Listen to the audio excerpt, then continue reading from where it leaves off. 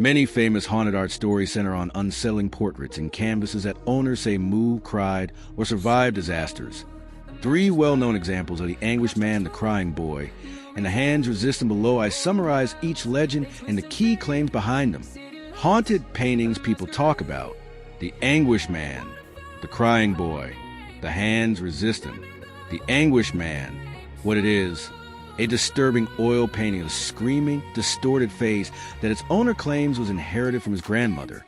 Key: claim the artist mixed his own blood into the paint and later killed him. Self: reported Yef. Effects: the owner and family reported doors slamming, unexplained lights, and sound of crying after the painting came into the house. Why it's notable: the story spread widely online and through a YouTube channel that documents the owner's experiences, making it one of the modern internet-era haunted art legends.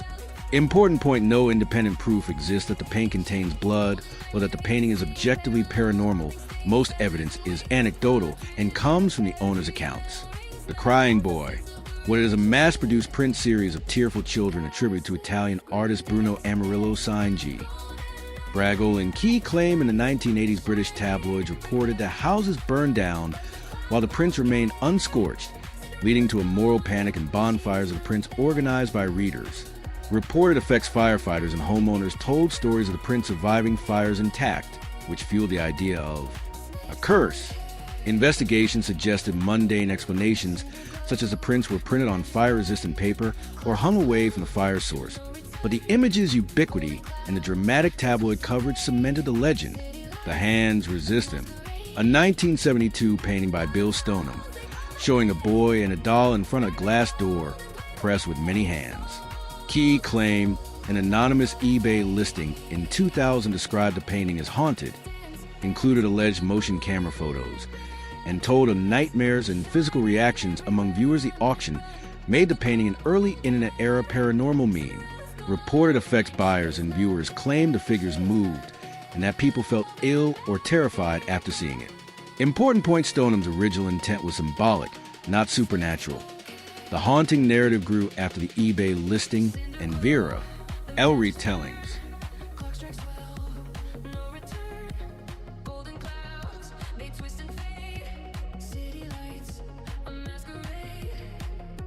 Many famous cursed artifacts: the Hope Diamond, Koh-i-Noor, Annabelle, the Dybbuk box, Busby stoop chair, and the supposed curse of Tutankhamun, have long legends tying them to misfortune, illness, or death. Most stories mix documented history with sensationalized or debunked claims, so the curse is usually folklore rather than proven fact.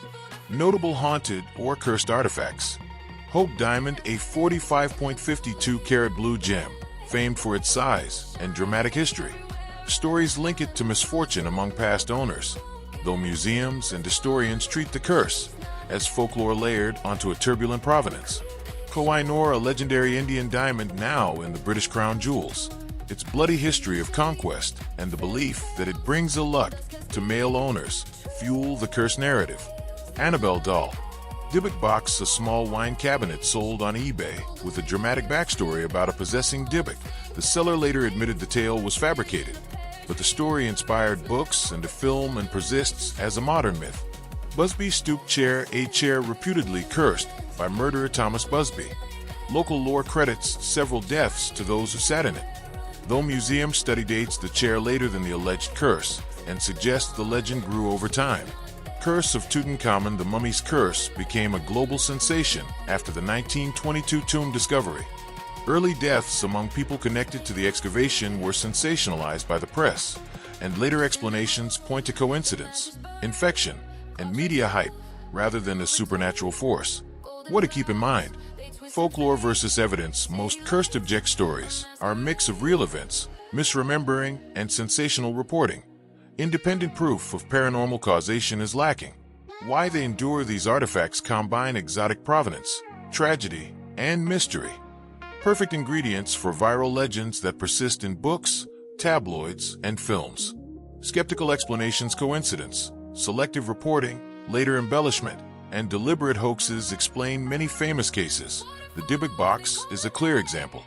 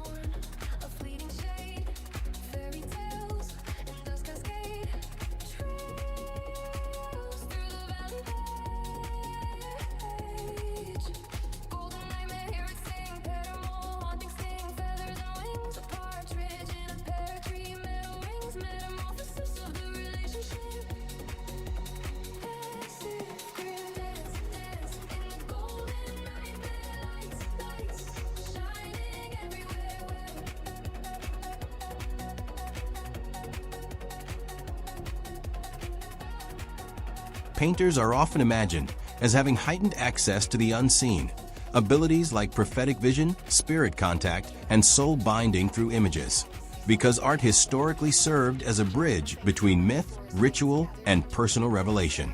Overview. Across cultures, artists and painters are cast as mediators between the visible world and deeper realities. They translate myths, channel archetypes, and make the invisible visible. This role grew from religious and mythic traditions, where image makers were ritual specialists, as much as craftsmen. Common supernatural qualities attributed to painters.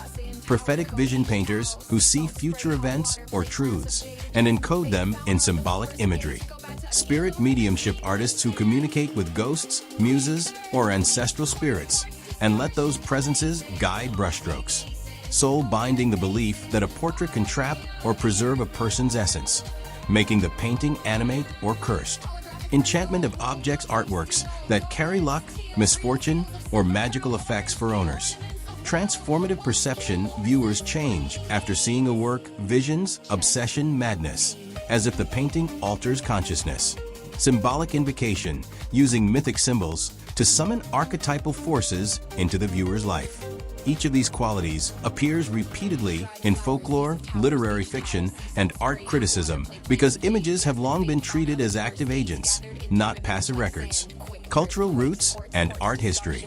The idea that painters access the supernatural ties to mythology, ritual portraiture, and symbolist art movements that explicitly sought metaphysical meaning rather than mere likeness.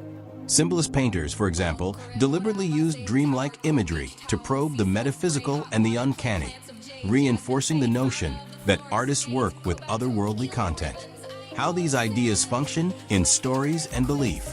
Legends about haunted portraits, cursed canvases, or prophetic murals serve social functions.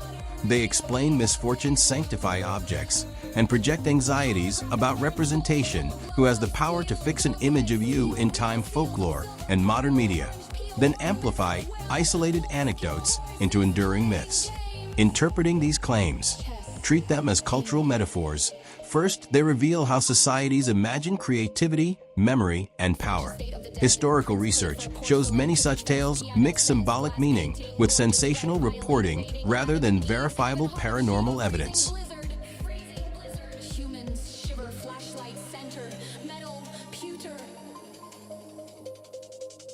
Dried flowers, vest of towers, beach towers, sea salt spray, hot water, play plants of jade, jasmine, fate, found of the florist gate, gathered into ribbons like sand.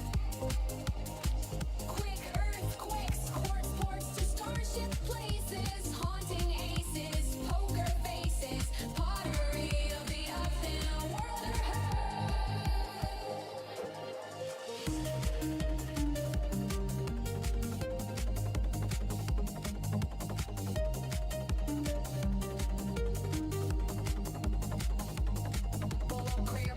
Sitting tower, called beach towel, sea salt spray, hot water, play plants of jade, jasmine, fate, found of the florist gate, combat dog, eel ribbons, iron one sand. Quick earthquakes, quartz ports to starship places, hunting aces, poker faces, pottery of the holographic ferns, gold, wool, gloves of steel, goblets, teal, real seals of silver, pearl, orange peel, ornaments of wool. Wolves kill horses playing games. Chess tame.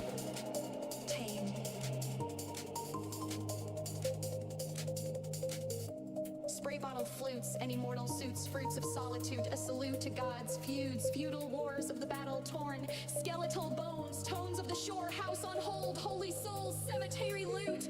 No fault in the face, pout, no doubt.